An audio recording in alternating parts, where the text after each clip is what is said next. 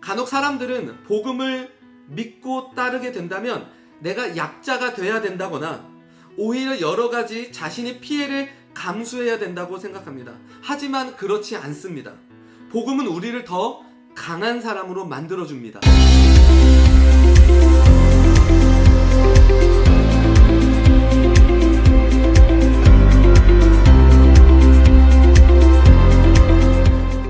청소년부 예배 오신 여러분 정말 환영합니다. 한참 못 만나다가 드디어 만나게 됐는데 너무 반갑고 비록 이 장소에 계속 있지만 마스크는 계속 써주셨으면 좋겠어요. 혹시 모르니까 마스크는 계속 써주시고, 하지만 마스크를 썼더라도 같이 찬양했으면 좋겠어요. 뭐 입이 보이지 않아서 모르겠지만, 저는 모르지만 보고 계시는 주님은 알고 계실 거기 때문에 같이 예배 말씀 듣기 전에 찬양하도록 하겠습니다.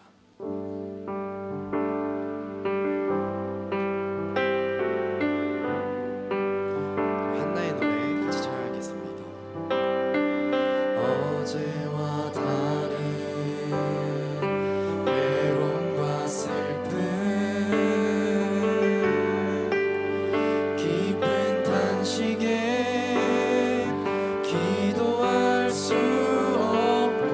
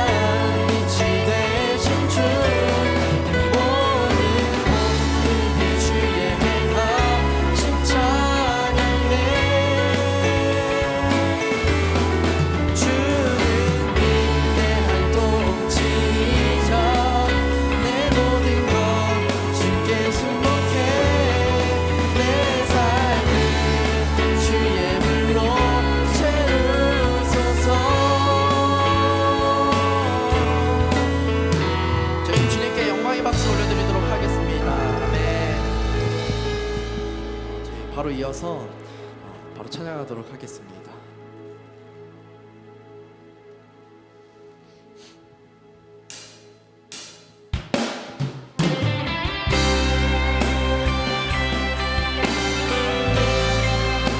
저희 시간 같이 찬양하면서 저희 결단하면서 신나게 원합니다.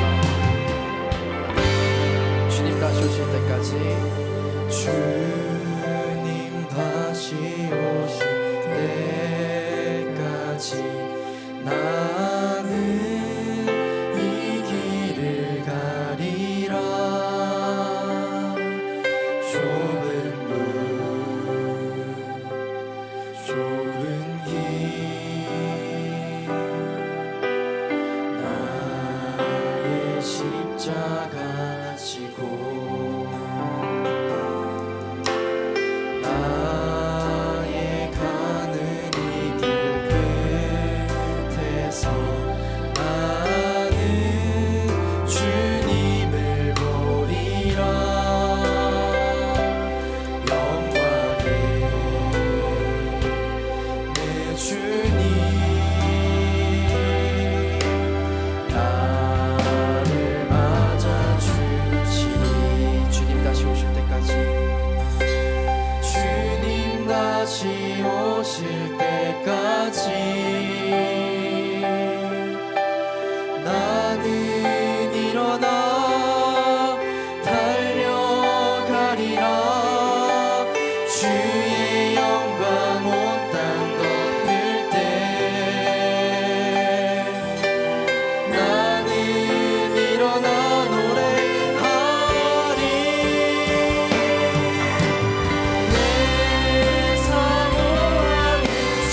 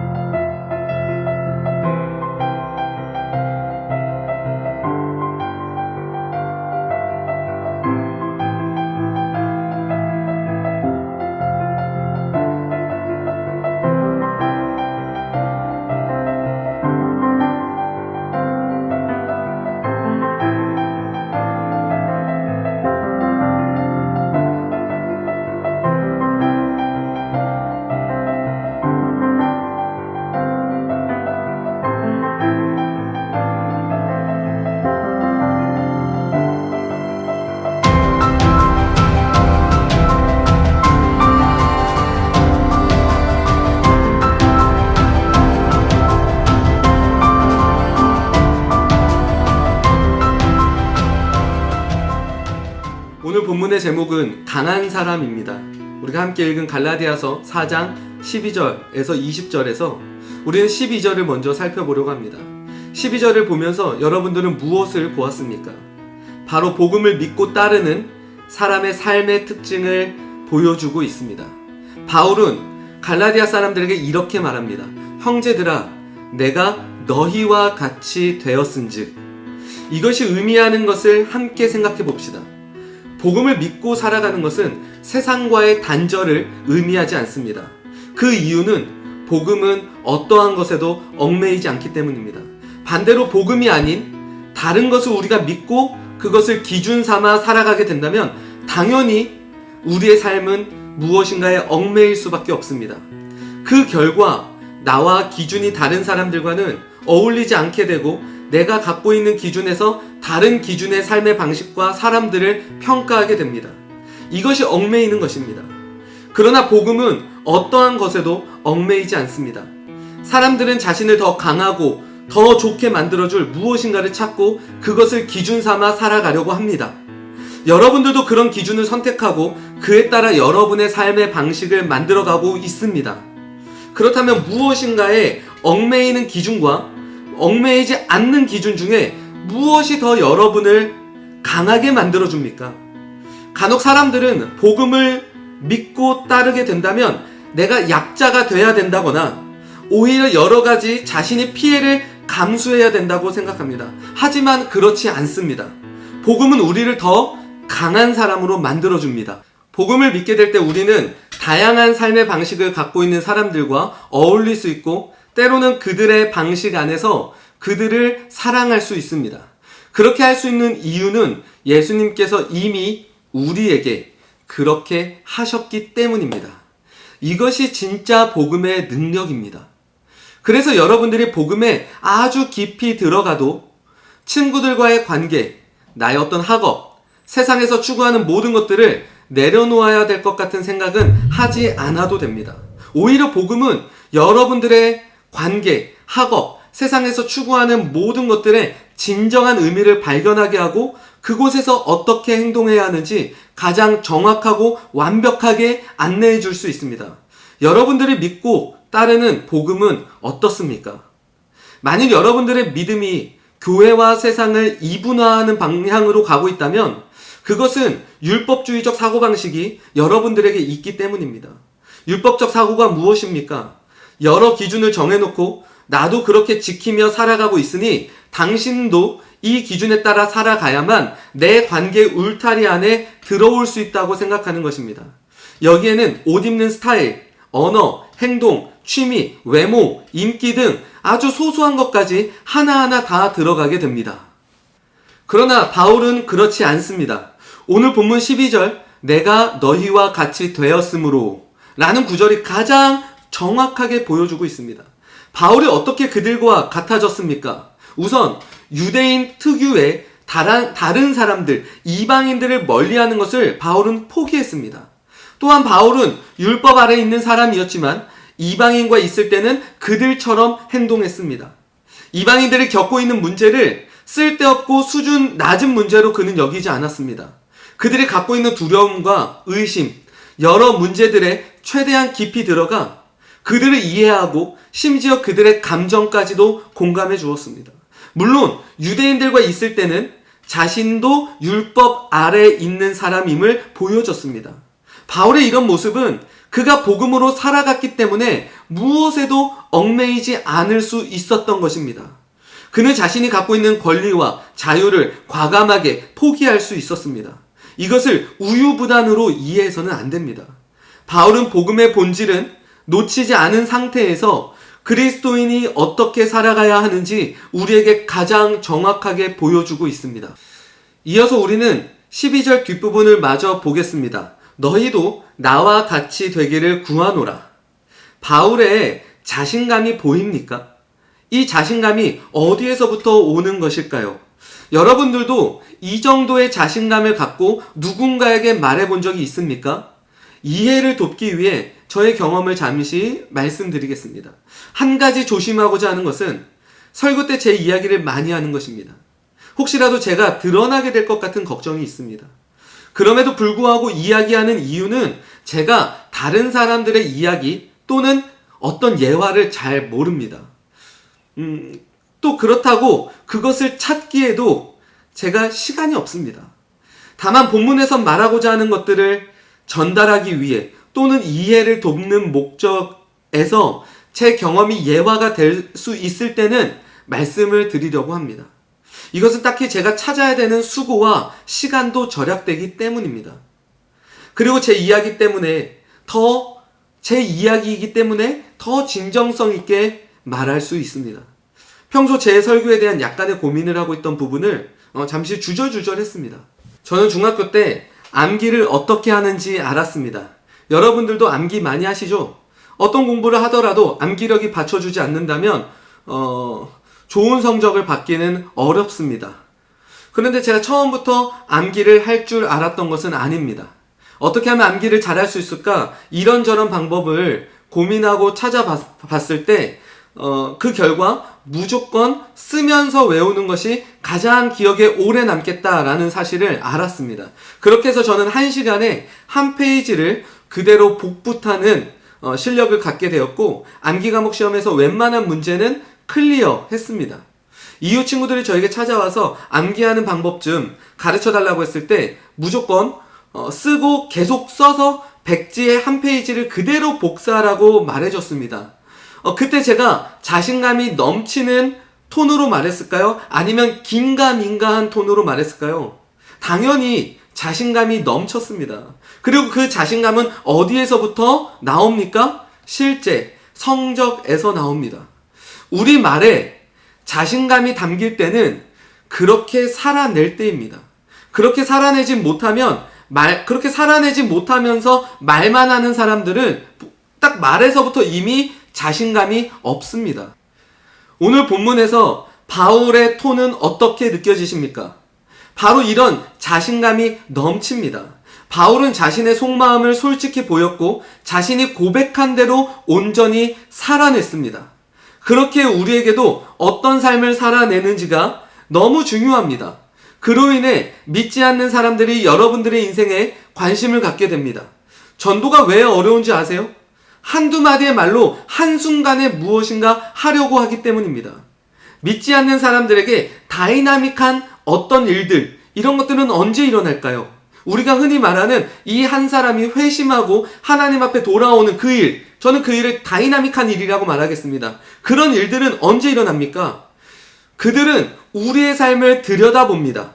그리고 그 속에서 우리가 삶에 대해 어떤 자세를 갖고 있으며 이 땅에서 수많은 고난 앞에 어떻게 이겨내고 사람들과의 관계를 어떻게 맺어가는지를 보고 우리를 평가하게 됩니다. 그때 그리스도인이 어떤 삶을 살아내고 있으며 그들의 믿음이 실제적으로 삶에서 어떤 영향을 미치게 되는지 이것을 그들은 보게 됩니다. 바울이 이렇게 살았고 그래서 그는 자신을 본받으라고 자신있게 말할 수 있었던 것입니다. 복음은 말에 있지 않습니다. 우리의 삶에 있습니다. 이제 우리는 두 번째로 고난에 대해 생각해보고 살펴보려고 합니다. 고난에는 두 종류가 있습니다.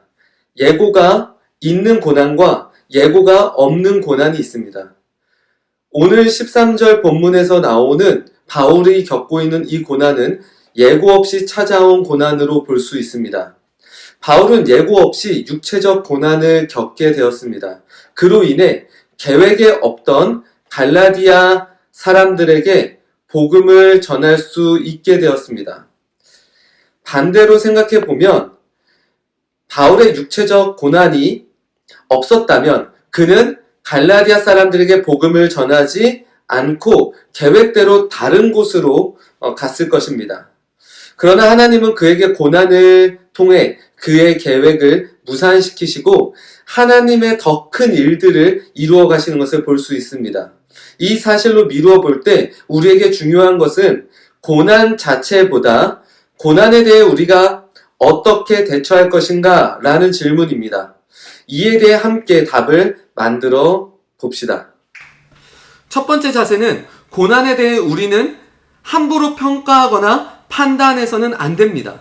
그것은 하나님을 무시하고 내가 내 인생의 하나님이 되는 것을 의미합니다. 또한 우리 인생에 고난이 사라지게 되는 것이 신앙의 결과라고 하는 말들은 이제 무시해도 좋습니다.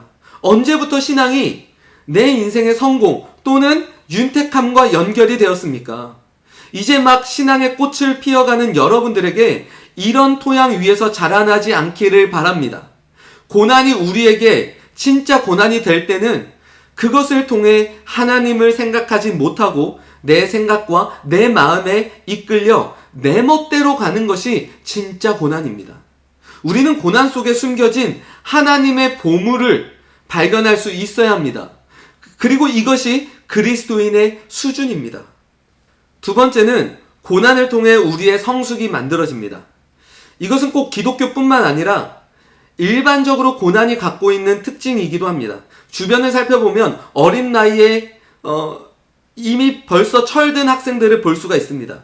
그런 학생들의 공통점은 고난을 겪어본 학생들이 대부분입니다.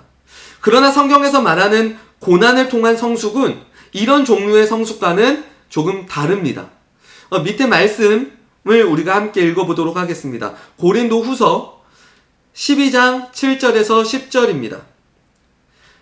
여러 계시를 받은 것이 지극히 크므로 너무 자만하지 않게 하시려고 내 육체의 가시 곧 사탄의 사자를 주셨으니 이는 나를 쳐서 너무 자만하지 않게 하려 하심이라. 이것이 내게서 떠나가게 하기 위하여 내가 3번 주께 간구하였더니 나에게 이르시기를 내 은혜가 내게 족하다. 이는 내 능력이 약한 데서 온전하여짐이라 하신지라. 그러므로 도리어 크게 기뻐함으로 나의 여러 약한 것들에 대하여 자랑하리니 이는 그리스도의 능력이 내게 머물게 하려 함이라. 그러므로 내가 그리스도를 위하여 약한 것들과 능욕과 궁핍과 박해와 곤고를 기뻐하노니 이는 내가 약한 그때의 강함이라. 바울은 자신의 고난을 없애달라고 하나님께 3번이나 기도했습니다. 그러나 이에 대해 하나님은 내 은혜가 내게 족하도다 라고 말씀하셨습니다. 그때 바울은 자신의 연약함을 통해 자신의 자만함을 보게 되었고 겸손한 자로 살아가기를 결정했습니다. 또한 자신의 연약함 속에 그리스도의 능력이 머물 수 있다는 사실을 알게 되었고 바울은 더없이 기쁜 마음으로 자신의 연약함을 자랑하기로 결정합니다. 바울은 자신의 연약함 속에서 복음을 전할 때 그리스도의 능력이 거하는 것을 실제로 경험했습니다. 14절을 보면 갈라디아 사람들은 바울의 육체적 연약함을 무시하거나 그의 말을 업신여기지 않았습니다. 오히려 바울에게 마음을 열었고 그런 그가 전하는 복음을 믿게 되었습니다. 심지어 그들과 바울의 관계가 얼마나 친밀했는지 알 수 있는 표현이 있는데 바로 15절 후반부입니다. 너희의 눈이라도 빼어 나에게 주었으리라. 이것이 갈라디아 사람의 고백입니까? 바울의 고백입니까? 바로 바울의 고백입니다. 바울은 갈라디아 사람들과의 관계에 확신이 있었습니다. 우리가 정말 좋아하는 사람이 있을 때 간이고 쓸개고 다 내어준다라는 이런 말이 있는데 비슷한 표현입니다. 여러분들에게도 치명적인 연약함이 있으시죠? 그것 때문에 오히려 마음이 무너지고 그것 때문에 예수님께 나아갈 수 없다고 생각할 수도 있었을 것입니다. 그러나 오늘 본문에서 바울은 그의 연약함 속에서 그분의 능력이 거함을 알았고 그로 인해 자신의 약함 또한 자신의 기쁨이 될 수 있다고 고백하게 되었습니다. 이것이 고난에 대한 기독교인들의 자세이며 기독교에서 말하는 성숙입니다. 세 번째는 그리스도인에게 고난은 우리의 삶과 목적과 소망을 어디에 두고 있고 어디에서 우리가 찾으려고 하는지 그것을 선명하게 나타내는 통로입니다. 어떤 한 사람을 제대로 알기 위해서는 그와 가장 힘든 시기를 보내봐야 합니다. 좋을 때는 누구하고도 좋지 못하겠습니까? 그러나 고난이 닥쳤을 때 그때 그 사람의 진짜 모습이 드러나게 됩니다. 여러분들도 진짜 친구를 어떻게 가려냅니까? 내가 정말 어렵고 힘들 때 끝까지 내 옆에 있어주는 친구를 진짜 친구라고 생각하지 않나요? 이것이 우리에게 무엇을 말해줍니까? 고난은 우리 안에 있는 진짜를 보여줍니다. 그것들을 선명하게 나타냅니다. 그렇게 우리는 고난을 통해 우리 삶의 목적과 소망이 어디에 있는지 매일 확인할 수 있습니다. 그리고 그것이 선명해지도록 나타낼 수 있어야 합니다. 우리는 이제 변화에 대해 살펴보고 마치려고 합니다. 사람은 살아가는 동안 수없이 변합니다. 외모, 성격, 생각, 신앙, 그 외에 수많은 것들이 여기에 해당됩니다. 변화는 두 종류가 있습니다. 좋은 변화와 안 좋은 변화가 있습니다. 우리가 흔히 누군가에게 당신 변했어 라고 말할 때 그 톤은 부정적인 변화를 말합니다. 그런데 부모님이 여러분을 보면서 네가 이제 정말 변했구나 라고 말할 때 그 톤은 좋은 변화를 말합니다. 여러분들의 인생에서 일어나는 수많은 변화는 어떤 종류의 변화가 더 많습니까? 우리의 생각과 마음은 계속 변하기 마련입니다. 왜 그럴까요? 수많은 것들의 영향을 받기 때문에 그렇습니다. 어떤 영향력이 우리 안에 있는지 살펴보고 그로 인해 우리는 어떤 변화를 조심하고 어떤 변화를 생각해야 하는지 살펴보겠습니다. 바울과 갈라디아 사람들의 관계는 매우 친밀한 관계였습니다. 그런데 어떤 일이 있었는지 그들의 관계가 이제 원수지간이 되었습니다. 도대체 갈라디아 사람들에게 무슨 일이 있었기에 바울과의 관계가 이런 관계로 변하게 됐을까요?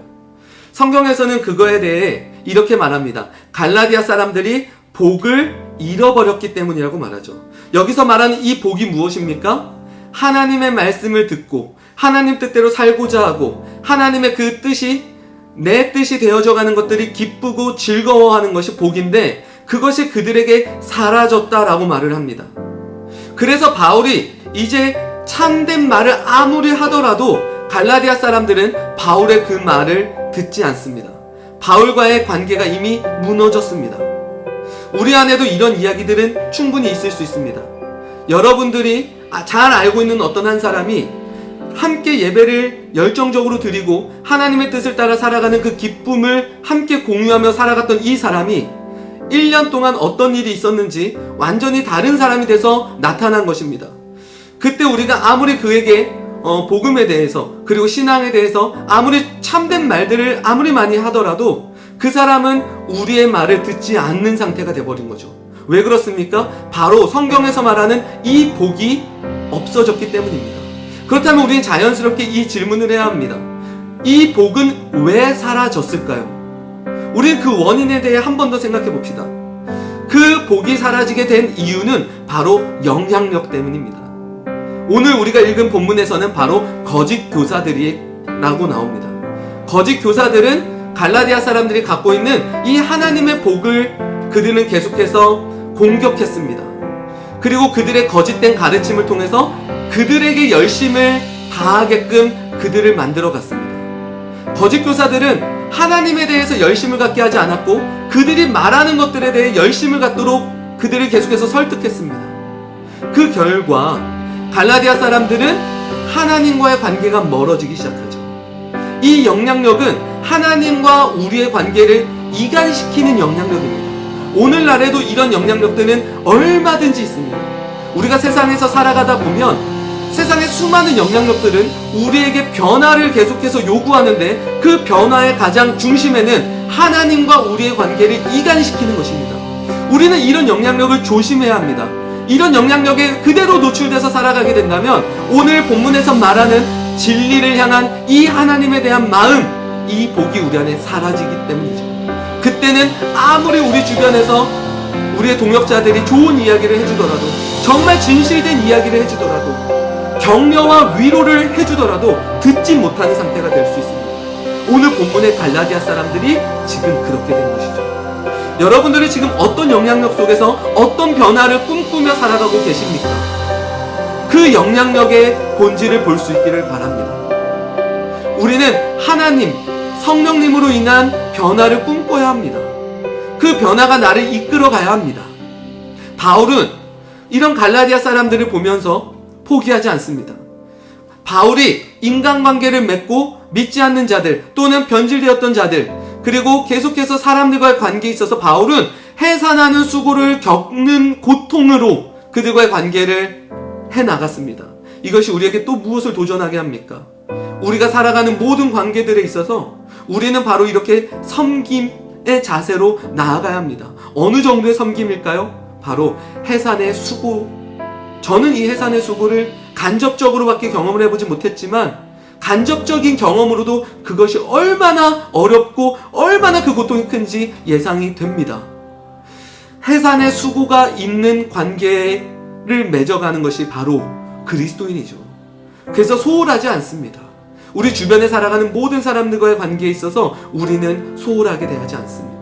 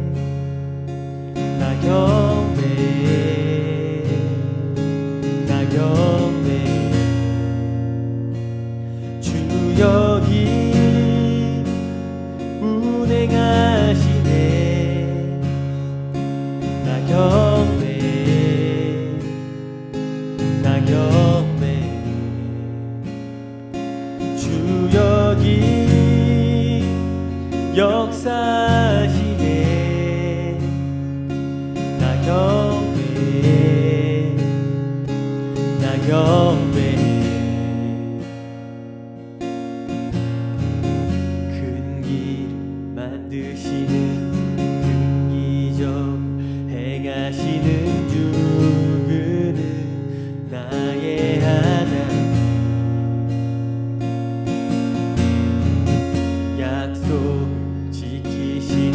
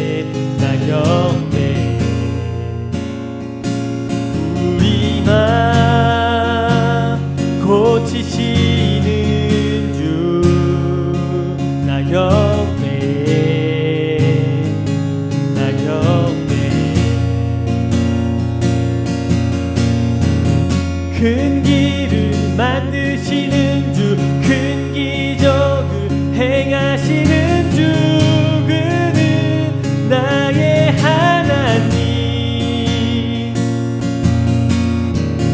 약속을 지키시는 주, 어둠 속에 빛이 되시는 그는 나의 하나님.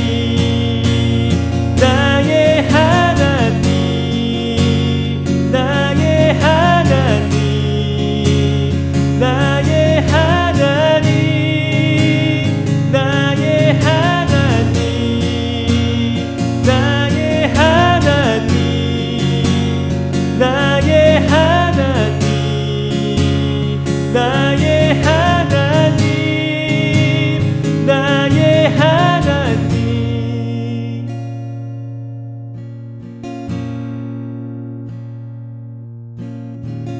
비록 내게 보이지 않아도, 비록 내게 느껴지지 않아도, 일하시네, 일하시네 주, 일하시네, 일하시네 주. 비록 내게 보이지 않아도, 비록 내게 느껴지지 않아도, 일하시네, 일하시네 주, 일하시네, 일하시네 주. 비록 내게 보이지 않아도, 비록 내게 느껴지지 않아도, 일하시네, 일하시네 주님, 일하시네, 일하시네 주님. 비록 내게 보이지 않아도, 비록 내게 느껴지지 않아도, 일하시네, 일하시네 주님, 일하시네, 일하시네 주님. 큰 길을 만드시는 주, 큰 기적을 행하시는 주, 그는 나의 하나님. 약속